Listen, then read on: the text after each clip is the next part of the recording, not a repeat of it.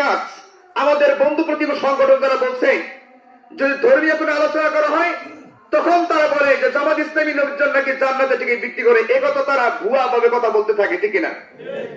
বাংলাদেশ জামাত ইসলামী কোন দায়িত্বশীল জামাত ইসলামীর কোন প্রকারের দায়িত্বশীল জামাত ইসলামীকে ভোট দিলে জামাত ইসলামী রাতে পালন করলে জান্নাতের সার্টিফিকেট দুনিয়া দিতে হয় এ কথা কেউ বলে নাই ভবিষ্যতে বলার সম্ভাবনা কিন্তু আমরা ইতিমধ্যেই ফেসবুকে ইউটিউবে আমরা দেখেছি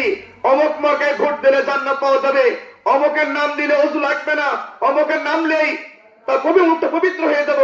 এই ধরনের বক্তব্য গোটা বাংলাদেশের অনলাইন মিডিয়া ঝড় উঠেছে ঠিক কিনা তবে একথা প্রমাণ একথা বলতেই হবে রাসূলুল্লাহ সাল্লাল্লাহু আলাইহি সাল্লাম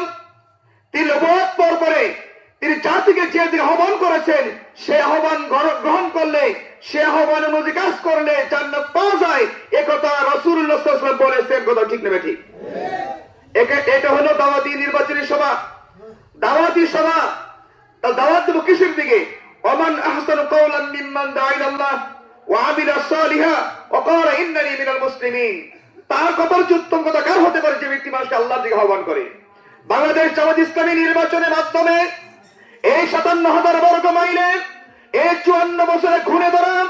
এই বড় বড় সমাজে যারা বাস করে গোটা বাংলাদেশের মানুষ যারা প্রত্যক্ষভাবে দেখেছে পরোক্ষভাবে দেখেছে এবং ভুক্তভোগী